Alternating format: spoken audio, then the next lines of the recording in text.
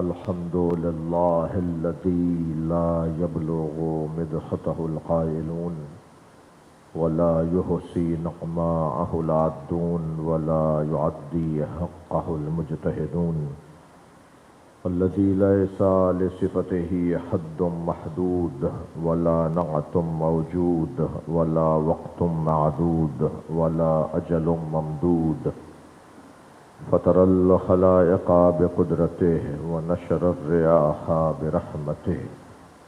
الصلاة والسلام على الرسول المسدد المصطفى الأمجد المحمود الأحمد سيدنا ومولانا ومولى الكونين جد الحسن والحسين عاني أبا القاسم محمد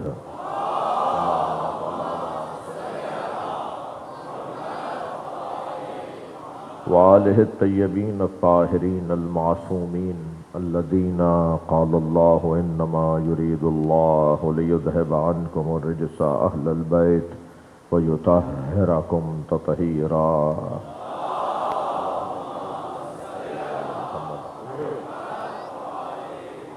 ولعنة الله على أعدائهم أجمعين من يوم عداوتهم إلى قيام يوم الدين.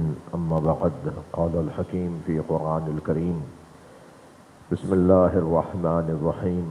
يا أيها الذين آمنوا اتقوا الله حق تقاته ولا تموتن إلا وأنتم مسلمون واعتصموا بحبل الله جميعا ولا تفرقوا واذكروا نعمة الله عليكم إذ كنتم أعداء فألف بين قلوبكم فأصبحتم بنعمته إخوانا وكنتم على شفا حفرة من النار فأنقذكم منها كذلك يبين الله لكم آياته لعلكم تهتدون.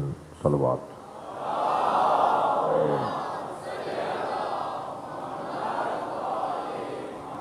ایک اور بلند صلوات دیا کریں.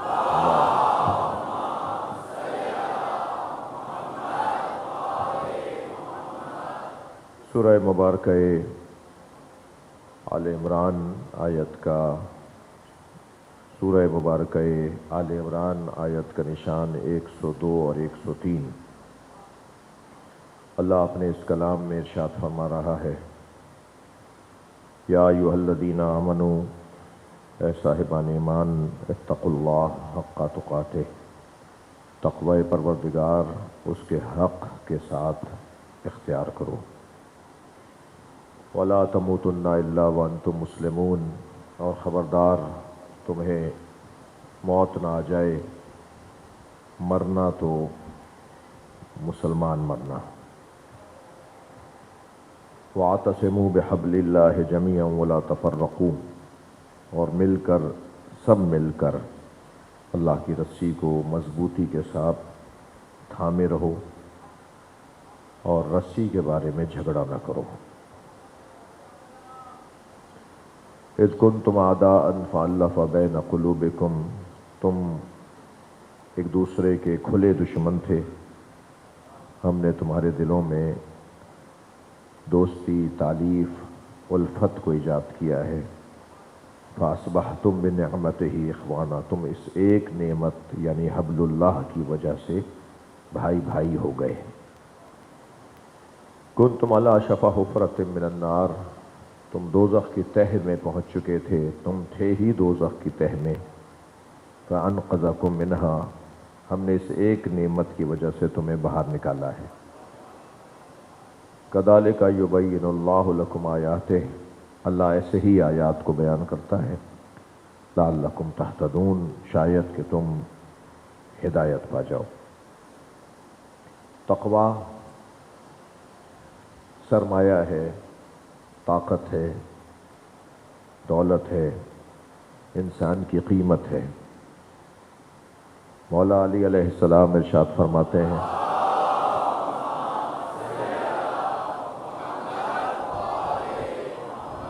تقوی سے بہتر حکمت کوئی نہیں ہے.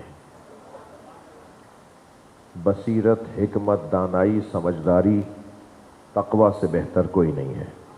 سب سے اچھی دانائی، سب سے اچھی سمجھداری، سب سے اچھا سمجھدار متقی ہے.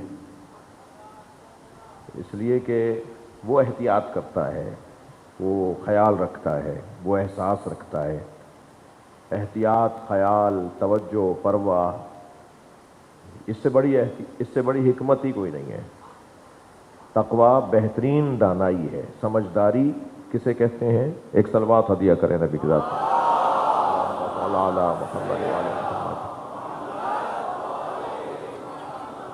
سمجھداری، معاملہ فہمی، دانائی یعنی تقویٰ۔ پھر مولا فرماتے ہیں اے میرے چاہنے والوں میری مدد کرو، اعینونی بتقوی اللہ، میری مدد کرو تقوی پروردگار کے ذریعے۔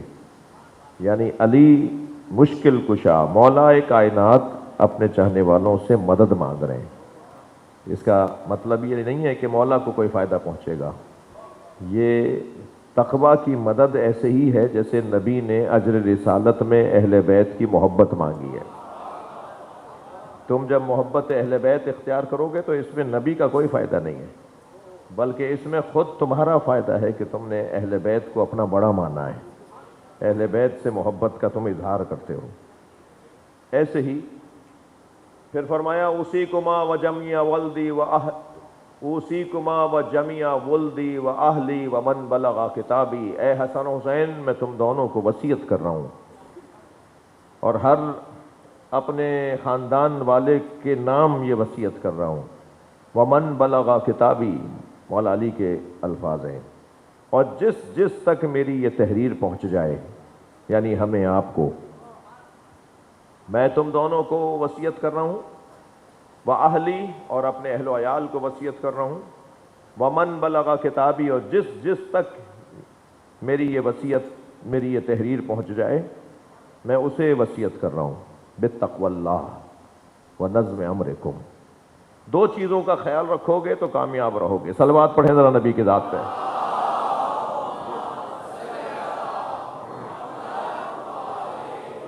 دو چیزوں کی میں نصیحت کر رہا ہوں۔ اتنا بڑا اسلام، اتنی بڑی شریعت، اتنا بڑا قرآن، ہزاروں کی تعداد میں آیات، جی، اور مولا فرما رہے بس دو چیزوں کا خیال رکھ لو، باقی ساری چیزیں خود کور ہو جائیں گی، خود سنبھل جائیں گی۔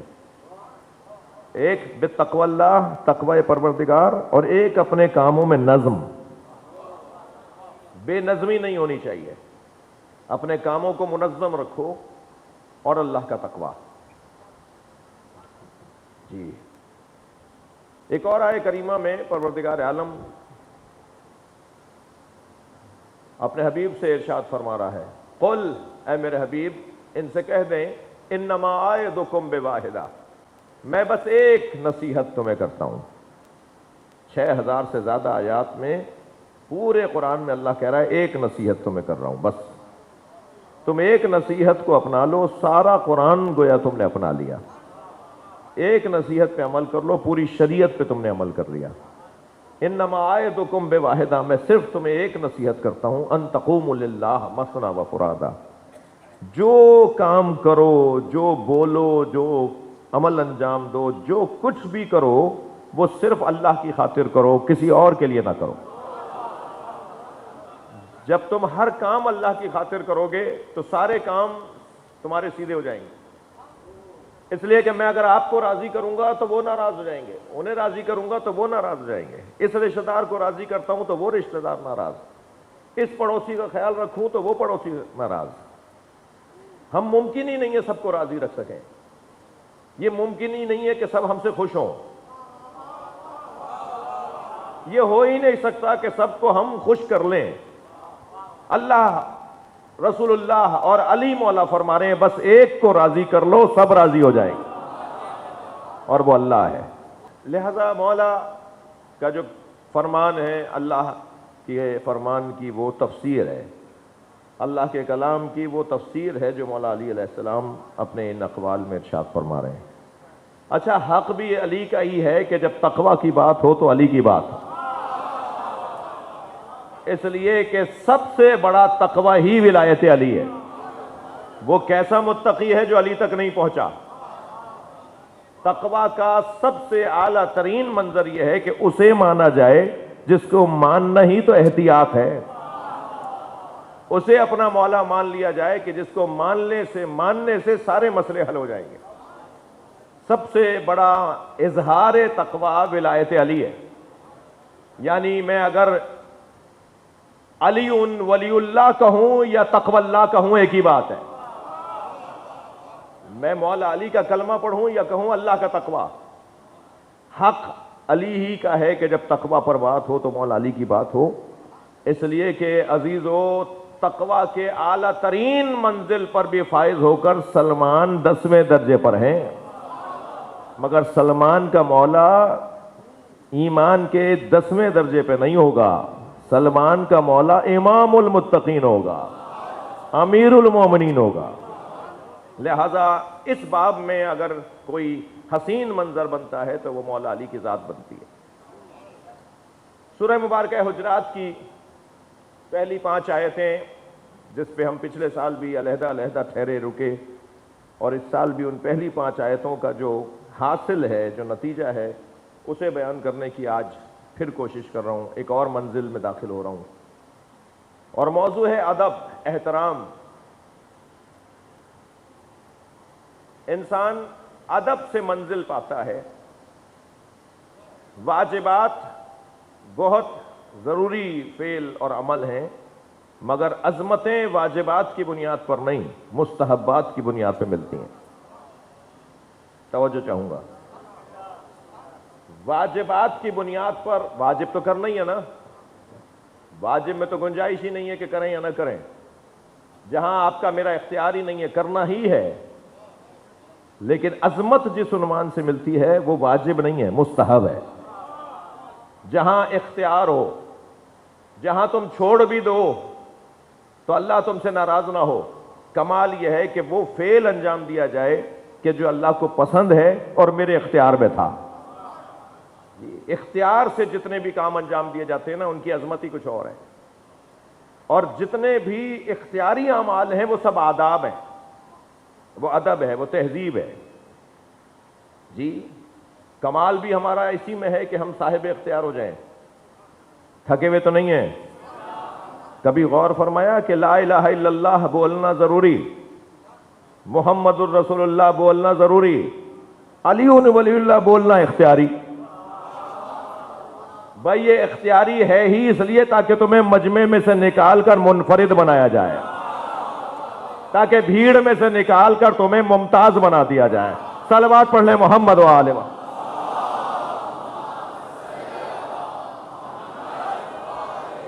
اللہ کرے میری بات منتقل ہو گئی ہو. بھائی اسلام کے لیے لا الہ الا اللہ محمد الرسول اللہ کافی ہے نا. کوئی شیعہ عالم دین اور فقیہ یہ نہیں کہتا، کوئی سنی عالم اور فقیہ یہ نہیں کہتا کہ جس نے لا الہ الا اللہ محمد رسول اللہ کہہ دیا ہو وہ مسلمان نہیں ہے. مسلمان ہونے کے لیے لا الہ الا اللہ محمد الرسول اللہ کافی ہے. جی لیکن ایک اور کلمہ بھی تو ہے کہ جو ایک مرتبہ انسان کو ممتاز بنا دیتا ہے، اور وہ ہے علی ولی اللہ. لہذا اسے بلند تر صلوات پڑھ لیں نبی کی ذات پر.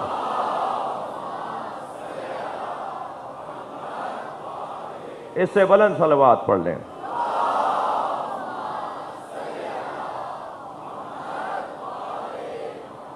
توجہ کر لیا آپ نے. تو ادب، ان تخرجا ان الذین ینادونک من وراء الحجرات. یہ لوگ جو باہر کھڑے ہو کر اے میرے حبیب آپ کو آوازیں لگاتے ہیں، اگر یہ لوگ اتنا رک جاتے کہ ان تخرج الیہم، کہ آپ خود باہر آ جاتے، لکان خیر لہم، تو یہ ان کے لیے بہتر تھا. سورہ حجرات میں ان بچوں جوانوں سے کہہ رہا ہوں کہ انہی ایام میں میرے ساتھ ساتھ ذرا گھر میں بھی جو آپ کے تفسیر قرآن کا کوئی نسخہ رکھا ہوا ہو تو اس میں سورہ حجرات کو ذرا جا کے دیکھیے گا، تاکہ آپ مطالعے میں بھی میرے ساتھ رہیں اور سماعت میں بھی میرے ساتھ رہیں. قوم کے بڑے کا اس کی قوم میں احترام نہیں ہوتا، اس قوم کا بھی احترام نہیں ہوتا. اگر قومیں چاہتی ہیں کہ اپنا وقار بلند کریں، اپنا احترام بحال کریں، اپنی حیثیت رفتہ کو دوبارہ سے پائیں، اپنی شکل کو، اپنی تصویر کو اچھا بنائیں، تو لازم ہے کہ اپنی قوم کے بڑے کا احترام کریں۔ ذہن سے پہلے تو نکال دیجئے کہ میں آپ کا بڑا نہیں ہوں، ہاں کہیں ایسا نہ ہو کہ مطلب کہیں اور جا رہا ہو۔ آپ اصلی مضمون کے اوپر رہیے، یہ مت سوچئے کہ میں یہ چاہ رہا ہوں کہ صاحب میرے بارے ہم کو عالموں کے بارے میں بات ہو، ہاں لیکن مجھے آپ اس میں سے نکال دیجئے تاکہ کم سے کم آپ کا سننا بھی تو خالص ہو جائے نا۔ صلوات پڑھ لیں ذرا نبی کی ذات پہ۔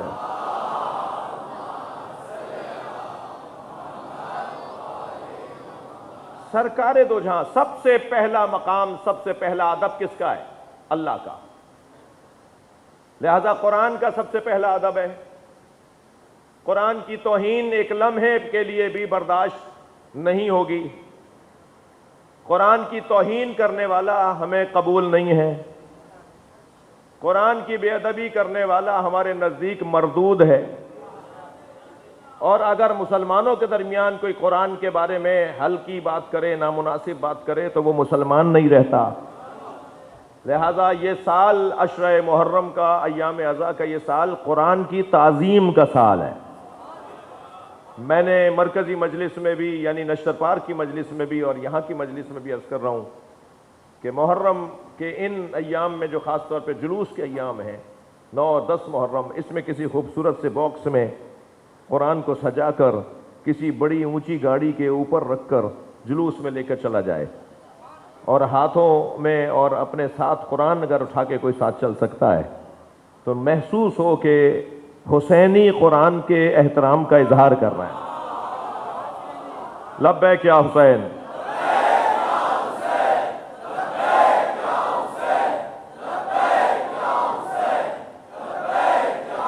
بلند تر صلوات پڑھ لیں گے۔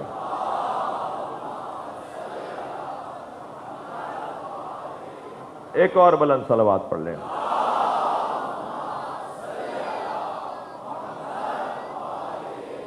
پہلی بات تو میرے عزیزو، آج اگر کہیں ہلکی پھلکی باتیں ہوتی ہیں کہ فلاں ایسے ہیں اور فلاں ایسے ہیں، تو انہیں دل چھوٹا نہیں کرنا چاہیے۔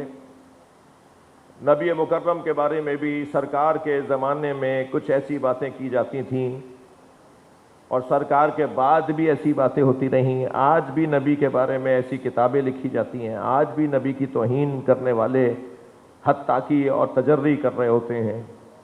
لہذا مسلمان یہ بات تو طے کر لیں کہ ہم یہ بات تو طے کر لیں کہ یہ کوئی ضروری نہیں ہے کہ اگر کسی کے بارے میں منفی بات کی جا رہی ہو تو وہ صحیح ہوگی، لازم نہیں ہے، ضروری نہیں ہے۔ کچھ محاورے ہماری زبان کے ضرور ہیں مگر وہ اسلامی تعلیمات کے مطابق نہیں ہیں۔ مثلا دین پر دنیا بھاری، یہ ہماری زبان کا محاورہ ضرور ہے مگر یہ قرآن اور اہل بیت کے خلاف ہے۔ یہ بات ہی غلط ہے کہ دین پہ دنیا بھاری، دین پر کوئی چیز بھاری نہیں ہے، دین سے کچھ چیز اولا نہیں ہے، دین پر کوئی چیز ترجیح نہیں رکھتی۔ ہماری دنیا، ہماری آسائشیں، ہمارے سہولتیں، ہماری زندگی، کوئی چیز ایسی نہیں ہے جو دین پر حاکم ہو۔ حاکم ہے تو دین سب پر حاکم ہے۔ مثلا یہ محاورہ ہمارے ہاں ہے مگر غلط محاورہ ہے، غلط بولا جاتا ہے، دین پہ دنیا بھاری۔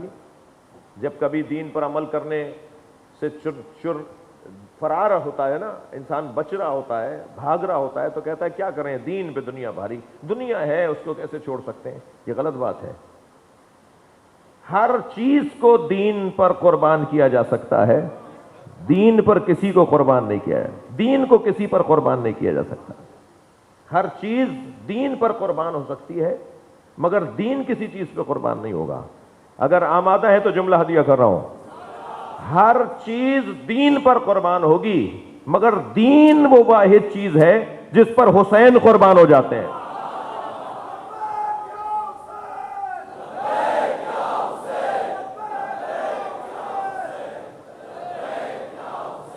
صلوات ہدیہ کر دیں نبی کی ذات پر۔ مثلا ایسے ہی ایک جملہ ہمارے یہاں کہا جاتا ہے کہ زبان خلق کو نقارۂ خدا کہیے۔ تھوڑا گردن ہلائیے، بات جاری ہے تو۔ ایک ہمارے اردو کا ایک محاورہ ہے، زبان خلق کو نقارہ خدا کہیے۔ بھائی لوگ باتیں کر رہے ہیں تو کچھ تو ہوگا،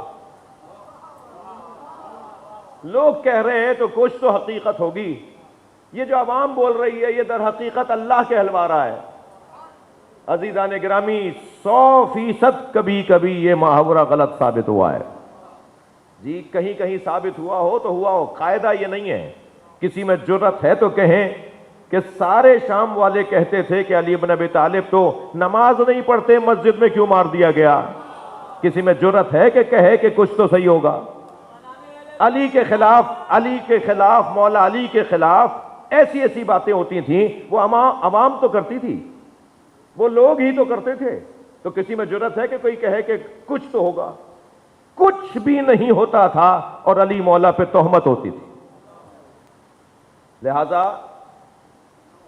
نبی مکرم کے بارے میں کبھی سلمان رشدی سامنے آ جاتا ہے، کبھی وہ ہندوستان کا جو پچھلے دنوں نفسیاتی بیمار تھا وہ سامنے آ جاتا ہے، اور کچھ اور پہلے سے ہی دل ٹیڑھے لوگ ہوتے ہیں جو ایسے لوگوں کی کتابوں کو کہتے ہیں کوئی تو بات ہوگی، پڑھنا تو چاہیے۔ میں ان لوگوں سے مخاطب ہوں۔ سرکار دو جہاں کی حیات طیبہ کہا، دیکھیے قرآن مجید میں 5 آیتیں تو اپنے شان میں ہی نازل کروا لی، معاذ اللہ۔ سورہ حجرات کی پہلی 5 آیتیں اپنی شان میں نازل کروا لی کہ اونچی آواز میں بات نہ کرو، آگے نہ چلو، ایسے مت پکارو جیسے ایک دوسرے کو تم پکارتے ہو، یہ سب اپنی تعریف میں، معاذ اللہ۔ کیا جواب ہے امت کے پاس مستشرقوں کے اس اعتراض کا؟ مستشرقوں نے اعتراض کیا، علی بھائی، مستشرقوں نے اعتراض کیا کہ یہ اپنی شان میں آیتیں، اپنی تعریف، اپنا احترام، لعاب دہن ڈالیں گے تو کڑوا کنواں میٹھا ہو جائے گا، آنکھیں دکھ رہی ہوں گی تو علی کی آنکھوں پر اپنا لعاب لگائیں گے تو آنکھیں شفا یاب ہو جائیں گی۔ سرکار دو جہاں کے پیچھے چلنے والوں کا یہ مقام، آگے چلنے والوں کی یہ مذمت، یہ ساری چیزیں یہ معاذ اللہ اپنے لیے کروا رہے تھے۔ یہ مستشرقوں کا اعتراض ہے، یہ اسلام دشمن طاقتوں کا اعتراض ہے، یہ قرآن مخالفوں کے اعتراضات ہیں۔ کیا جواب دیتے ہیں آپ انہیں؟ کیا جواب ہے آپ کے پاس؟ جواب ایک واحد، میں تکرار کر رہا ہوں، اور واحد جواب یہ ہے کہ جس کے بڑے کا احترام نہیں ہے اس کی قوم کا بھی احترام نہیں۔ صلوات پڑھ لیں محمد و آل محمد۔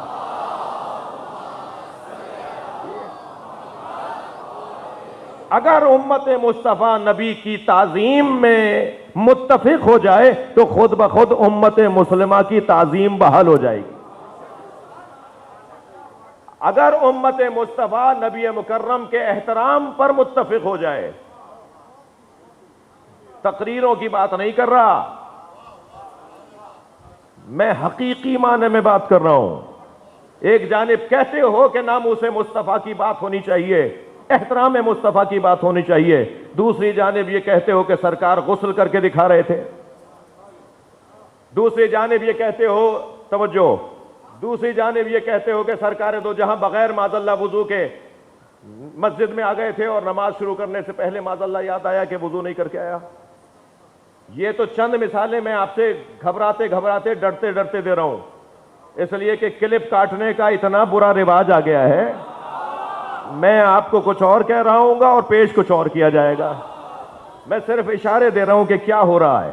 ایک جانب تقریر کرنا، ریلیاں نکالنا، جلسے جلوس کرنا یہ آسان ہے، اور ایک جانب یہ کہنا آسان ہے کہ ناموس مصطفیٰ کا تحفظ چاہیے، دوسری جانب تمہارا منہ ٹیڑھا ہو جاتا ہے جب یزید کی مذمت سامنے آتی ہے، جب اہل بیت کی مظلومیت کی اور آل رسول کی مظلومیت کی بات آتی ہے تو تم گنجائشیں نکالنے لگتے ہو۔ وہ امت کبھی عزت نہیں پائے گی جنہوں نے علی کی عزت نہ کی ہو۔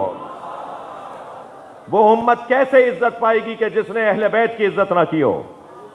اگر ہم چاہتے ہیں کہ امت مصطفیٰ کی عزت بحال ہو تو ہمیں اس کی عزت کرنی ہوگی جس کے لیے نبی کھڑے ہو جاتے تھے۔ صلوات پڑھ لیں، توجہ کر لیں۔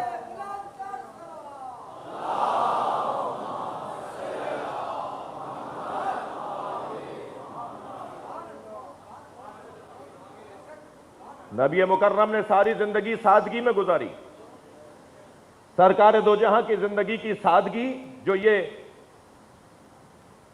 کیا کروں، ہمارے بچوں کے ذہنوں کے اوپر حملے ہو رہے ہیں، ہمارے بچوں کے ذہنوں کے اندر زہر ڈالا جا رہا ہے.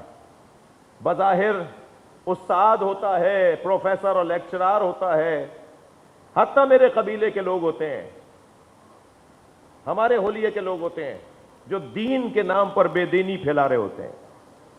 میری مراد ہر مسلک کے اندر موجود ایسے لوگ ہیں. اور یہ جوان، یہ پاک دل، یہ اچھے ذہن کا اور سچے دل کا نوجوان یہ بہکاوے میں اور باتوں میں اثر لے رہا ہوتا ہے. ہمارے ساتھ مسئلہ یہ ہے کہ ہم سال بھر میں یہی 10 دن رکھتے ہیں جس میں آپ کی زیارت ہمیں ہو رہی ہوتی ہے. جس شوق سے، جس ذوق سے اس 10 دن کے اندر آپ کی شرکت مجلس کے اندر ہو رہی ہوتی ہے، سال بھر نہیں ہوتی. بعض تو اتنی زیادہ مصروف زندگی رکھتے ہیں کہ سارے کائنات وہی چلا رہے ہیں شاید، کہ انہیں 8 محرم تک بھی ٹائم نہیں ہوتا. وہ کہتے ہیں 9 اور 10 کو چلیں گے. اب 9 اور 10 کو تو ہمارے پاس زیادہ بیان مصائب کا ہوتا ہے. ہم وہ شبہات، وہ اعتراضات، وہ ذہنی الجھنیں، وہ جو معاف کیجیے گا دماغ خراب کرنے والی باتیں دماغوں میں بٹھا دی جاتی ہیں، انہیں ہم کہاں، ہم خطیب حضرات، ہم ذاکر حضرات، موقع کہاں ہے ہمارے پاس. اس لیے میں دستبستہ گزارش کر رہا ہوں خاندانوں کے بزرگوں سے، گھر میں بیٹھے دادا سے، نانا سے، تایا ابا سے، بڑے ابا سے، کہ وہ اپنے بچوں کو کبھی ہفتے میں ہی 1 دن لے کے بیٹھ جائیں. علماء کرام سے ہاتھ جوڑ کر کہہ رہا ہوں، میرے باب العلم کے تو نمازی اس بات کے گواہ ہیں کہ ہم ہر نماز کے بعد اکثر اوقات 5-8 منٹ کے لیے کھڑے ہو کر سوال جواب کا دورانیہ بھی ہمارا رہتا ہے. ایک مدت سال ہائے سال یہ کیا ہم نے. اب کیفیت کچھ اور ہے، سفر زیادہ ہیں، لیکن زیادہ تر پیش نماز حضرات جو مساجد کے اندر تشریف فرما ہیں، وہ اگر وقت دیں گے خاص طور پہ سوال جواب کے لیے، کیونکہ میں نے 1 گھنٹے کی بات سوچی، اور حتیٰ میں تو علی بھائی اس دفعہ سوچ رہا تھا کہ کوئی ایک اشرہ میرا ایسا ہو جس میں خطبہ پڑھوں اور اس کے بعد کہوں سوال کرو. اس سال میں نے یہ بھی سوچا تھا کوئی ایک اشرہ ایسا ہو، ہاں کسی طرح کا کوئی فساد، کوئی الجھن سے بچنے کے لیے اس کا کوئی ہم قاعدہ قانون وضع کریں، ایک طریقہ کار وضع کریں کہ سوال جو آئیں گے تو مثلا روزانہ 5 سوال لیں گے اور مائک جانا چاہیے لوگوں میں، وہ کھڑے ہو کے سوال کرے. میری یہ الجھن ہے. اور وہ 5 سوالات میں اپنے بیان کو، اپنے گھنٹے کو، اپنے دورانیوں کو مکمل کروں اور پھر مصائب پڑھوں اور اس کے بعد ماتم ہو. میں حتیٰ ایک ایسے بھی سوچ رہا ہوں کہ کوئی ایک اشرہ ہمارا ایسا بھی ہونا چاہیے. اس بچے کے ذہن میں سوال ہے، وہ بچہ الجھا ہوا ہے کہ مولانا وہ جب ہم باہر نکل رہے ہوتے ہیں تو رو کے بات کرنا چاہتا ہے، ہمارے پاس ٹائم نہیں ہوتا، ہمیں کہیں اور جانا ہے، ہمیں پھر کہیں اور جانا ہے. تو اس میں اس جوان کا کیا قصور ہے جو کالج یونیورسٹی کے اندر یا مثلا دوستوں کے درمیان رہتا ہے، یا مثلا آفس میں جاب کرتا ہے اور کام کرتا ہے، تو وہاں اس کے ذہن میں سوال ڈالا جاتا ہے. یا اپنے طور پر اس نے، کیونکہ ماں نے دودھ میں اور خون میں حب علی دی ہے، تو یہ کہیں نہ کہیں سے دفاع تو کر لیتا ہے. صلوات پڑھنے ذرا محمد و آل محمد.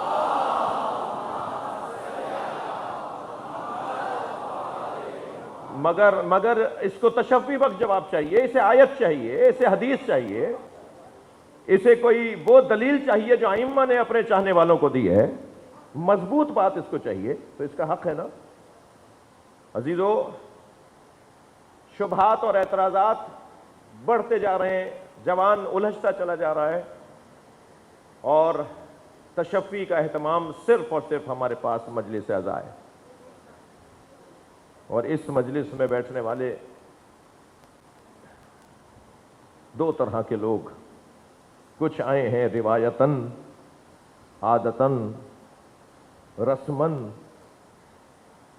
کہ کچھ بھی پڑھیں مجلس تو جانا ہے، سننی ہے. کوئی کچھ بھی پڑھ رہا ہو، کچھ نہ بھی پڑھ رہا ہو، تو بھی مجلس میں تو جانا ہے. اور ان میں سے ایک بڑی تعداد یہ کہ صاحب جو فضائل کے دورانیہ میں پتہ نہیں کیا بول رہے تھے، میں تو بس چلا گیا تھا، میں تو مصائب وہ اچھا پڑھتے ہیں، گریہ ان کی مجلس میں اچھا ہو جاتا ہے. تو میں تو مصائب سننے گیا تھا. ایک یہ طبقہ ہے، یہ بھی بہت محترم ہے، اس کا مقام بھی بہت بلند ہے. اور ایک طبقہ وہ ہے کہ جو آتا ہے کہ اس مجلس سے مجھے فلاں نئی بات ملی ہے، اس مجلس سے مجھے فلاں بات نہیں ملی ہے. میری ایک الجھن تھی جو 10 سال سے صحیح نہیں ہو رہی تھی، میں اس الجھن کا شکار تھا. آج ایک جملے نے میری وہ الجھن دور کر دی. ایک طبقہ یہ آتا ہے سننے کے لیے جی. تو کچھ دوست آ رہے ہوتے ہیں ساتھ، جیسے 5 دن سے، گزشتہ 5 دن سے ایک جوان ہماری مجلس میں، اہل سنت جوان آ رہا تھا. اتفاق سے اس کا سیویئر ہارٹ اٹیک ہوا ہے اور آج اس کا انتقال ہو گیا. تو اس کے سنی فیملی نے مجھے پیغام بھیجا ہے کہ اس کی مغفرت کے لیے امام حسین کی مجلس میں دعا کریں. تو میں آپ سے گزارش کروں گا اس کی مغفرت کے لیے، جو گزشتہ 5 دن سے سنی جوان مجلس میں آ رہا تھا، اس کی مغفرت کے لیے بلند تر صلوات پڑھ لیں. اللہم صل علی محمد وعلی محمد. مجھے معاف کیجیے گا، میں آج آپ کے ساتھ ایک باقاعدہ احترام، ادب، نبی مکرم کا جتنا ادب اور احترام اس نبی کا جس کی زندگی سادگی کی زندگی ہے، اتنا ہی امت کا وقار بڑھتا چلا جائے گا.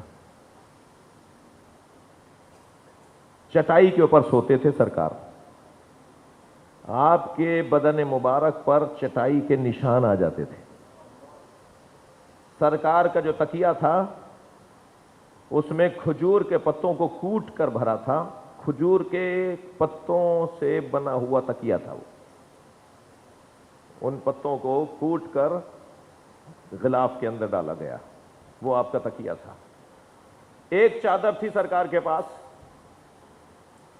خبردار یہ ذہن میں نہ آئے کہ ایک چادر تھی اس کا مطلب ہے کہ نبی کے پاس پیسہ نہیں تھا. وہ کسی پتھر کی طرف مسکرا کے دیکھ لیں تو وہ ہیرا بن جاتا ہے. وہ فقیروں کو ابوذر بنا دیتے ہیں، وہ مسکینوں کو سلمان فارسی بنا دیتے ہیں. وہ ایک مرتبہ اشارہ کریں تو چاند 2 ٹکڑے ہو جائے، وہ چاہیں تو ستارہ ان کی ڈیڑھی پر آ جائے. میں جب کہہ رہا ہوں کہ ان کے پاس ایک چادر تھی تو اس کا وہ مطلب نہ لیا جائے کہ سرکار کے پاس پیسہ نہیں تھا. سب کچھ ہوتے ہوئے سادگی ہی تو ہنر ہے. یہ تو کوئی ہنر نہیں ہے کہ کچھ نہیں ہے تو بھائی کچھ نہیں ہے تو بس یہی تو کرنا تھا. نہیں، سب کچھ ہے، پھر بھی انسان سادگی کو اپنائے. ایک چادر تھی سرکار کے پاس، آدھی بچھاتے تھے آدھی اوڑھتے تھے. ایک دن موسم کچھ ایسا تھا کہ نبی مکرم کی زوجہ محترمہ ام المومنین نے یہ سوچا کہ اوڑھنے کی آج ضرورت نہیں ہوگی، تو سرکار کی وہ چادر دونوں دلائی کر کر، ایک لفظ بولتے ہیں دلائی، دلائی کر کر اسے بچھا دیا. جی، ڈبل کر کے اسے بچھا دیا. سرکار کچھ تھوڑا سا زیادہ سوئے، یعنی روزانہ سے کچھ زیادہ لمحے نبی مکرم اور بستر پہ رہے. اور جب اٹھے تو حضرت نے فرمایا کہ تم نے آج اس کو دلائی کر دیا تھا، اسے دگنا کر دیا تھا، ڈبل کر دیا تھا، تو مجھے بدن کو آرام ملا ہے، آئندہ ایسا نہ کرنا. جی، سرکار دو جہاں. کبھی بھی نبی مجلس یعنی ملاقات جہاں لوگوں سے ہو رہی ہوتی تھی تو سرکار کبھی بھی تکیہ لگا کے، ٹیک لگا کے نہیں بیٹھتے تھے. مجھے توجہ آپ سے چاہوں گا، سرکار لوگوں کے ساتھ جب بیٹھتے تھے تو تکیہ لگا کے نہیں بیٹھتے تھے، اور لوگوں کے ساتھ جب بیٹھتے تھے تو خاص نشست نہیں تھی نبی کی، دائرے میں بیٹھتے تھے تاکہ نئے آنے والے کو یہ ڈھونڈنا پڑے کہ محمد کون سے ہیں، پوچھنا پڑے کہ ان میں وہ کون ہے جنہوں نے نبوت کا دعویٰ کیا ہے. یعنی سب کے ساتھ ایک جیسے انداز سے بیٹھے. کبھی نہیں ہوا نبی مکرم سواری پر بیٹھے ہوں اور کوئی پیدل چل رہا ہو. اگر کسی کو پیدل چلتے ہوئے دیکھتے تھے تو اپنی سواری روک لیتے تھے اور اس سے کہتے تھے ہمارے ساتھ بیٹھ جاؤ. 131 راوی ہیں جنہوں نے یہ کہا ہے کہ نبی نے ہمیں پیدل چلتے ہوئے دیکھا تو اپنے ساتھ بٹھایا.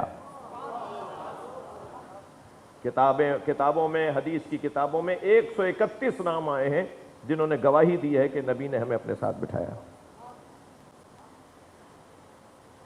فقیروں کو یہ احساس نہیں ہوتا تھا کہ یہ ہم سے علیحدہ ہیں،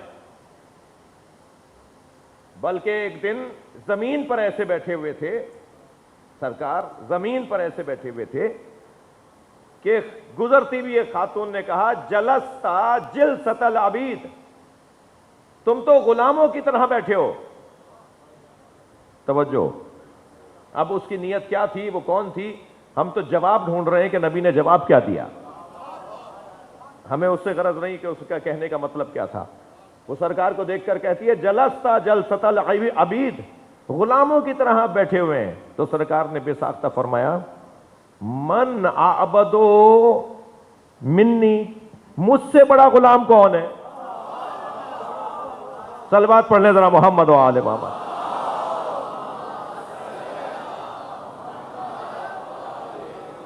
میں سب سے بڑا عبد تو میں ہی ہوں، سب سے بڑا غلام اللہ کا تو میں ہوں، مجھ سے بڑا تو اللہ کا کوئی عبد ہی نہیں ہے۔ عزیزو، جتنا نبی مکرم، قرآن، اہل بیت، مولا علی، نیچے آتے چلے جائیے، ترتیب میں نیچے آتے چلے جائیے، علماء کرام، فقہاء عظام، وہ نادان دوستوں کو انشاءاللہ جلدی عقل آنی چاہیے جو اپنے فقہاء اور علماء کی بارے میں منفی باتیں کر رہے ہوتے ہیں۔ اتنا انہیں احساس ہونا چاہیے کہ جب تم اپنے بڑے کو کمزور کرو گے تو تم خود کمزور ہو جاؤ گے، اور اگر تمہارے بڑے کا جلال ثابت ہوگا تو تمہارا جلال ثابت ہوگا۔ وہ ٹاٹ پر بیٹھا ہوا، وہ دہی سے سوکھی روٹی کھانے والا جب کانپتے ہوئے ہاتھ سے لکھتا ہے سلمان رشدی واجب القتل ہے تو پوری دنیا ہل کے رہ جاتی ہے۔ یہ ہے طاقت فقاہت کی۔ جب وہ یہ کہتا ہے تمباکو نوشی حرام ہے، آیت اللہ شیرازی صاحب فتوی تحریم تمباکو، تو بادشاہ کی زوجہ چلم توڑتی ہے، تو بادشاہ نے کہا چلم لے کر آؤ، حقہ لے کر آؤ، تو اس نے کہا حقہ تو ہم نے توڑ دیا۔ کہا کس نے توڑ دیا؟ کہا حضور میں نے خود توڑا ہے۔ بیوی کہہ رہی ہے، جی رانی کہہ رہی ہے راجہ سے، مملکت کی خاتون اول کہہ رہی ہے بادشاہ سے کہ وہ حقہ تو میں نے خود توڑا ہے۔ کہنا آپ کو کس نے اجازت دی؟ کہا آیت اللہ شیرازی نے فتویٰ دیا ہے کہ تمباکو حرام ہے۔ کہنے لگے وہ کون ہوتے ہیں؟ کہنے لگے وہی ہوتے ہیں وہ جنہوں نے آپ پر مجھے حلال کیا تھا۔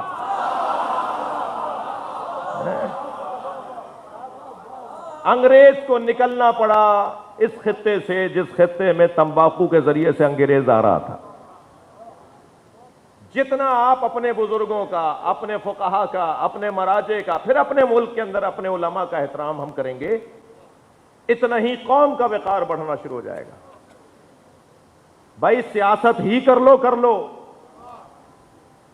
اگر یہ سیاست ہے تو پھر سیاست ہی کر لیں، کہ اگر یہی مصلحت ہے، یہی حکمت ہے، یہی دانائی ہے تو یہی تقاضا ہے۔ عزیزو،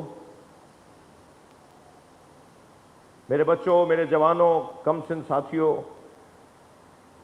منفی سوچنا مقدار اس کی کم کرنا شروع کرو۔ ایک دم تو بیماری نہیں جاتی، ایک دم مسئلہ حل نہیں ہوتا۔ جو پرانی بیماریاں ہوتی ہیں نا وہ دوائیوں سے دور نہیں ہوتی، ان کے لیے آپریشن کی ضرورت ہوتی ہے۔ آپریشن کرنے والا تو کوئی نہیں ہے، تو وہ آہستہ آہستہ بیماریاں دور ہوں گی۔ منفی سوچنے کی جو بیماری ہے نا، ناراض نہ ہونا بھائی، اس کا مقدار کم کرنا شروع کرو۔ میں روزانہ 10 دفعہ منفی سوچتا تھا، اب کئی دنوں سے 5 دفعہ سوچ رہا ہوں، اب کئی دنوں سے 2 دفعہ ہو گیا ہے۔ اب میں نے منفی سوچنا چھوڑ دیا ہے۔ لم یشم رائحۃ الکریہہ، مولا علی فرماتے ہیں نبی مکرم کی ایک صفت یہ تھی، مولا علی بتائیں گے نا کہ نبی کیسے تھے، بھائی مولا علی بتائیں گے نا سرکار کی عادتیں، سرکار کا مزاج کیا تھا۔ مولا علی فرماتے ہیں لم یشم رائحۃ الکریہہ، نبی مکرم بدبو نہیں سونگھتے تھے۔ کیا مطلب ہے؟ ہمارے ہاں تو برین میں کچھ رگیں گزرتی ہیں جو خوشبو بدبو کی ہیں، وہ جو برین کا آپریشن کرنے والے ڈاکٹر حضرات ہیں، نیرو سرجن، وہ لوگ ڈیمیج کر دیتے ہیں تو بدبو خوشبو نہیں آتی ہے، یہ مراد نہیں ہے۔ لم یشم رائحۃ الکریہہ، مولا علی فرما رہے ہیں نبی مکرم بدبو نہیں سونگتے تھے، یعنی نبی مکرم کو ہمیشہ خوشبو آتی تھی، سرکار ہمیشہ اچھی اچھی باتیں دیکھتے تھے۔ تھک رہے ہیں آپ میری باتوں سے؟ سرکار اچھی اچھی باتیں دیکھتے تھے، بری بات دیکھتے ہی نہیں تھے۔ خدا کے واسطے اگر میں اپنے لیے یہ طے کر لوں کہ میں مقدار کو آہستہ آہستہ کم کروں گا، برائیوں کو دیکھنا چھوڑوں گا، اچھائیوں کو دیکھنے کو بڑھاؤں گا، آپ یقین جانیے ممبر پہ بیٹھ کے ضمانت دے رہا ہوں، زندگی پرسکون ہو جائے گی، معاشرہ پر امن ہو جائے گا۔ اپنے ہی خاطر کر لیجئے، صلوات پڑھ لیں محمد و آل محمد۔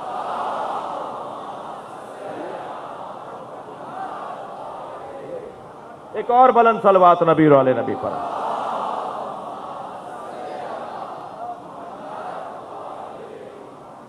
بہت دیر لگا دی میں نے، آج آپ سے میں نے اجازت چاہی تھی کہ نسبتاً جلدی میں آپ سے رخصت لوں گا، لیکن وقت وہی ہو گیا۔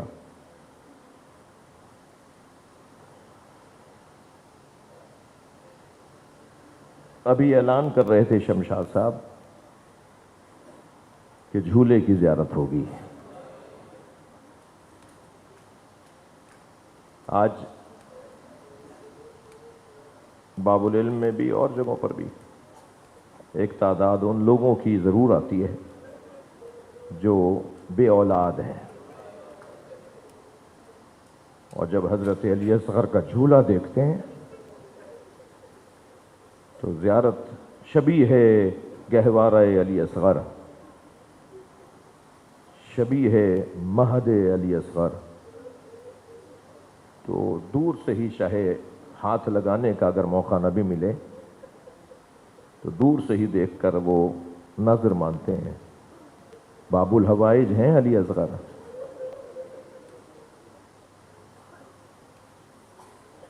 ان کا واسطہ دے کے جب اللہ سے آپ بات کریں گے نا تو یقین جانیے کہ اللہ سنتا ہے، جلدی دعا قبول ہوتی ہے۔ وہ لوگ بھی بیٹھے ہوں گے جن کے بچے نہیں ہیں، وہ بھی مجلس میں آئے ہیں، جن کے بچے چھوٹے ہیں وہ بھی مجلس میں آئے ہیں، جو اپنے بچوں کے لیے بچے چاہتے ہیں، یعنی پوتا چاہتے ہیں، پوتی چاہتے ہیں، نواسا نواسی چاہتے ہیں۔ میں ان سے کہوں گا کہ آج کی مجلس میں دعائیں تو آپ کے ذہن میں بہت کچھ ہوں گی، اور ویسے بھی ہم یہاں صرف مانگنے ہی نہیں آئے، خود مولا کی توجہ ہم پر ہو جائے، یہ بھی تو بہت بڑی حاجت ہے کہ کسی طرح مولا کی توجہ ہماری طرف ہو جائے۔ اور یقین جانیے آپ عام کسی بزرگ کے بچوں کی تعریف کریں، یعنی آپ آزمائیے گا نا، آپ کسی بزرگ کے سامنے ان کے پوتے کی تعریف کریں، آپ کسی کے سامنے ان کے بیٹے کی تعریف کریں تو وہ آپ کو دعائیں دیتا ہے، وہ خوش ہو جاتا ہے کہ یہ میرے پوتے کی تعریف کر رہا ہے، یہ میرے بیٹے کی تعریف کر رہے ہیں۔ جب آپ امام حسین کا ذکر کرتے ہیں نا تو سب سے زیادہ جسے راضی کرتے ہیں وہ نبی مکرم ہے، وہ سرکار دو جہاں ہیں، پھر جناب زہرا ہیں، پھر مولا علی ہیں، اور کتنے لوگوں کو ہم راضی کرنے کے لیے آئے ہیں۔ یہ اگر راضی ہو جاتے ہیں تو پھر اللہ راضی ہو جاتا ہے۔ یہ فرش اعظم معمولی جگہ نہیں ہے۔ مجلس میں جو خواتین بیٹھی ہیں میں ان سے کہوں گا کہ ذرا آج اپنی احتیاط میں اضافہ کیجیے گا، آج کی مجلسوں میں کیا معلوم جناب رباب بھی آ جائیں۔ دیکھو فلاں جگہ کی مجلس میں میرے علی اصغر کو کیسے یاد کیا جا رہا ہے۔ اجرکم اللہ، اللہ آپ کو کسی غم میں نہ رلائے، سوائے غم اہل بیت میں رونے رلانے والوں میں قرار دے۔ سلام ہو اس بی بی پر جس کے پاس دو ہی تو کمائیاں تھیں، ایک علی اصغر، ایک سکینہ، ایک کو اجلا سا کرتا پہنا کر امام حسین کی آغوش میں دے دیا۔ میر انیس کہتے ہیں کہ بنا کر شکل مجاہد کی لے چلے شبیر، الٹ دیا علی اصغر کی آستینوں کو، جیسے مجاہد میدان میں اترتا ہے نا تو آستینوں کو لوٹ کر اترتا ہے، جناب علی اصغر کو ایسے ہی تیار کیا جناب رباب نے، اور بال جھنڈولوں میں کنگھی کی، آنکھوں میں سرما لگایا، پیشانی کا بوسہ دیتے ہوئے سوکھے ہونٹوں کی طرف دیکھا، اور عجب نہیں کہا ہو کہ جنت میں اگر دادی پوچھے تمہاری ماں نے تمہارا منہ کیوں نہیں دھلایا تو کہہ دینا میری ماں پیاسی تھی، مجھے پلانے کو ان کے پاس پانی نہیں تھا۔ اجرکم اللہ، کیا جگر ہے جناب رباب کا، کیا حوصلہ ہے اس بی بی کا۔ ادھر علی اصغر علیہ السلام کو بابا کی گود میں دے دیا، ادھر سکینہ کو زندان شام میں چھوڑ دیا۔ آپ آمادہ ہو گئے رونے کے لیے؟ جو جہاں بیٹھا ہے اپنی آوازوں کو آزاد کرے گا۔ جس کے مذہب میں رونا جائز ہے وہ تکلف کر کے نہیں روئے گا، جسے رونا نہ آ رہا ہو وہ مولا سے آنسو مانگے گا، مولا اگر 6 محرم کو بھی نہ رویا تو کب روؤں گا، مولا میرے برابر والا تو بہت اچھا رو رہا تھا، مجھ سے آگے بیٹھے ہوئے کی تو آواز بلند ہو رہی تھی، میری آنکھوں میں آنسو نہیں آئے۔ عزادارو، جلتے ہوئے خیمے سے امام سجاد کو باہر لانا کتنا مشکل تھا، کوئی جناب زینب سے پوچھے۔ جب خیمے جل رہے تھے نا تو جناب زینب کبریٰ امام سجاد کو جلتے ہوئے خیمے سے باہر لائی ہیں۔ کتنا مشکل تھا جناب زینب کے لیے جلتے ہوئے خیمے سے امام سجاد کو لانا۔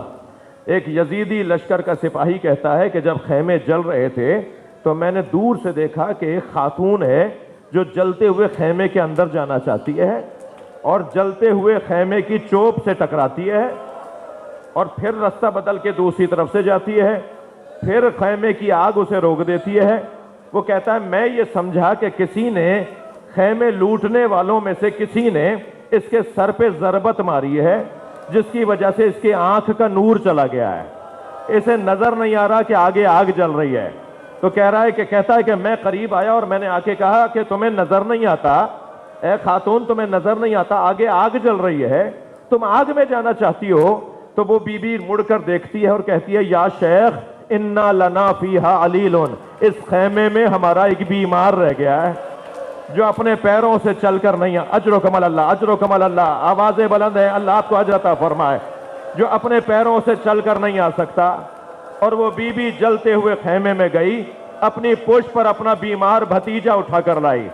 اب میں رونے والوں سے سوال کر رہا ہوں کتنا مشکل ہے جلتے ہوئے خیمے سے امام سجاد کو لانا، اس سے زیادہ مشکل تھا قبر سکینہ سے بی بی رباب کو اٹھانا۔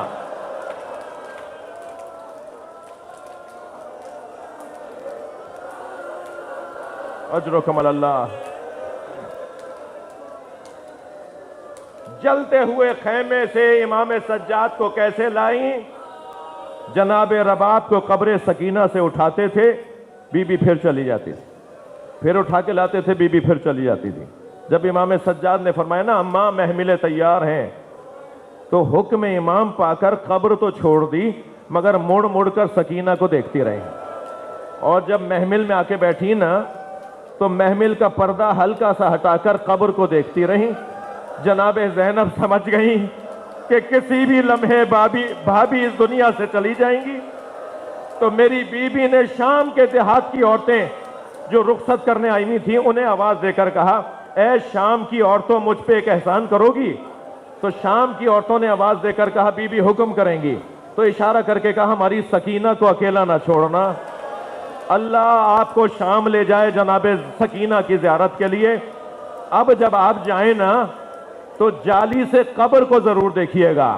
آج بھی شام کے دیہات کی عورتیں کھلونے لا کے ڈالتی ہیں اور ایک نوحہ پڑھتی ہیں تمہاری ماں سے وعدہ کیا تھا۔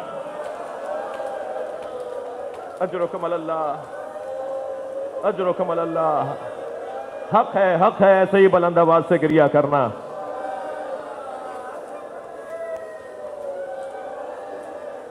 جناب رباب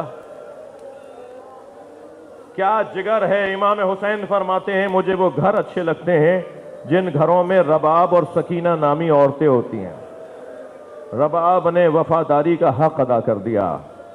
میرے ایک ہندوستانی دوست مجھ سے کہہ رہے تھے کہ بنارس انڈیا میں ان کے امام بارگاہ سے ہر سال عاشور کے دن تابوت ذوالجناح زرعی تعزیے کا جلوس نکل کے بنارس کی کربلا میں جا کے ختم ہوتا ہے۔ کہنے لگے کہ جلوس نکلا تو ہم چند دوستوں نے طے کیا کہ ذرا روٹ پر چلتے ہیں جہاں سے جلوس کو جانا ہے، تاکہ راستے کے انتظامات دیکھ سکیں کہ کیا ہوا، کیا کیا انتظامیہ نے۔ کہتے ہیں ہم آگے جا رہے تھے، جلوس پیچھے تھا، اچانک ایک چوک کے اوپر ہمیں ایک منظر نظر آنے لگا۔ آگے ایک چوک آ رہا تھا، چارراہا آ رہا تھا، ایک چورنگی تھی، اس پہ ہم نے ایک منظر دیکھا، اور وہ منظر یہ تھا کہ ہزاروں کی تعداد میں ہندو عورتیں کھڑی ہیں۔ کہنے لگے قریب گئے تو اور منظر ایک سامنے آیا، وہ یہ کہ ہر ایک کی گود میں دودھ پیتا بچہ ہے۔ کہنے لگے جب ہم برابر سے گزرنے لگے تو ایک عورت کی آواز آئی، بھائی مسلمان لگتے ہو؟ تو ہم نے کہا ہاں مسلمان ہیں۔ کہنے لگے مسلمان ہو تو بتاؤ بابا حسین کا جلوس کب آئے گا؟ کہنے لگے میں نے پوچھا تمہیں بابا حسین کے جلوس کا انتظار کیوں ہے؟ کہنے لگے تمہیں نہیں پتا آج حسین کا بچہ بھوکا مارا گیا، آج ہم اپنے بچوں کو دودھ نہیں پلاتے جب تک تعزیہ دفنا نہ دیا جائے۔ اجرکم اللہ،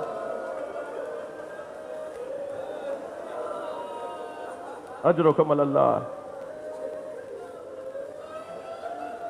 بچے کو لا کر امام حسین کی گود میں دیا، سارے چھوٹے چھوٹے بچے بھی حضرت علی اصغر کے ساتھ ساتھ باہر آئے۔ کیا کہا؟ اے میرے والی یہ کچھ دیر میں مر جائے گا، اس کو پانی پلا کر لے آئیے۔ اب میں رونے والوں سے، مجلس میں بچے بھی آئے ہوئے ہیں، میں ایک رونے والوں سے سوال کروں، جو اور پیاسے بچے تھے نا، وہ اس امید میں علی اصغر کو رخصت کر رہے تھے کہ علی اصغر کو جب پانی پلا لیں گے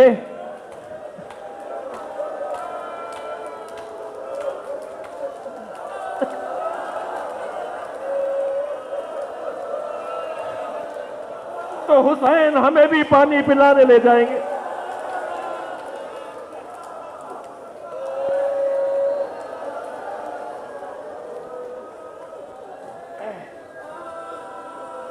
کیا کیفیت تھی جناب علی اصغر کی؟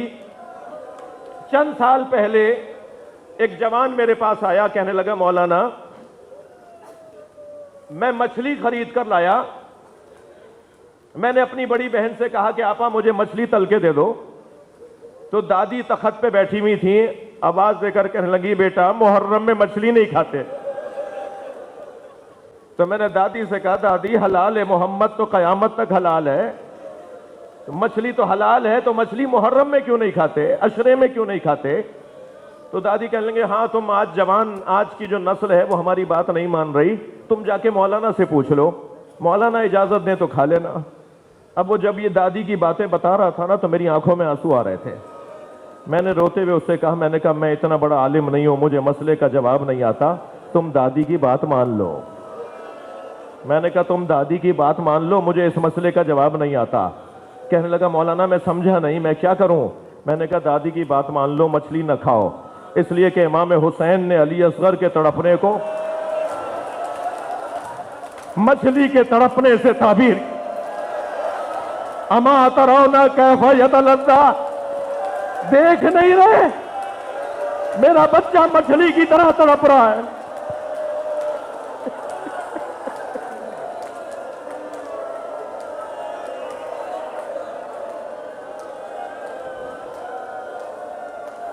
اجر و کمل اللہ، اجر و کمل اللہ۔ میں بعض لوگوں کے حال غیر ہوتے دیکھ رہا ہوں، بعض لوگوں کی حالت غیر ہو رہی ہے، میں حضرت علی اصغر کا واسطہ دیتا ہوں اللہ کو، یا اللہ یہ تیرے باب الحوائج کے چاہنے والے، انہیں سلامتی عطا فرما۔ سوچ سکتے ہیں اتنا سا بچہ 3 پھلوں والا تیر، اجر و کمل اللہ۔ بچے نے ایک مرتبہ تیر گلے پر لیا، دودھ کی جگہ خون ابلنے لگا، امام نے چلو میں خون کو لیا، آسمان کو دیکھا تو آواز آئی کبھی پانی نہیں برسے گا، زمین کو دیکھا تو آواز آئی کبھی فصلیں نہیں اگیں گی. میرے مولا نے اپنے چہرے پہ خون مل لیا. یا اللہ اسی حالت میں تیری بارگاہ میں آؤں گا. گرمی بڑی شدید تھی, کربلا میں تپش بہت دھوپ کی تیز تھی. امام نے ابا کا دامن لاشے پہ ڈال دیا. اب لاشا لے کے چل رہے ہیں. جیسے ہی خیمے کا دروازہ قریب آیا, حسین مولا پہلی مرتبہ لاشے بڑے اٹھائے حسین نے, جس نے علی اکبر کا لاشا اٹھا لیا ہو, جس نے قاسم کا لاشا اٹھا لیا ہو, جس نے عباس کے کٹے ہوئے بازو اٹھا لیے ہو, اس سے علی اصغر کا لاشا اٹھ نہیں رہا تھا. کبھی آگے جاتے ہیں انا للہ, کبھی الٹے پیر واپس آتے ہیں رضن بقضائہ و تسلیما لامرہ. کبھی آگے جاتے ہیں کبھی پیچھے آتے ہیں. خیمے سے پردہ ہٹا, سامنے سکینہ نظر آئیں. بی بی نے دیکھا کہ بھائی جو تڑپ رہا تھا سو رہا ہے. جو اب سے پہلے بھائی تڑپ رہا تھا وہ اب بھائی بابا کی گود میں سو رہا ہے. تو بی بی نے آواز دے کر کہا بابا میں بھی پیاسی ہوں, بابا اب مجھے لے جائیے. حسین کیا بتائیں کیسا پانی پلایا. جب بچی کی آواز بلند ہوئی, خیمے سے پھر پردہ ہٹا, بچے کی ماں نظر آئی. امام نے جناب رباب کو دیکھ کر کہا رباب بتاؤ میں کون ہوں. رباب میں کون ہوں. فرمایا آپ میرے امام ہیں, آپ حجت خدا ہیں. امام نے ابا کا دامن ہٹا دیا. ایک ماں نے خون میں لت پت بچہ دیکھا, ننھے ننھے لبوں پہ لب رکھ دیے. یا بنیا مثلو کا ینہر, عرب تو اونٹنی کے بچے کو بھی نہر نہیں کرتا, کیا تجھ جیسے کو نہر کیا جاتا.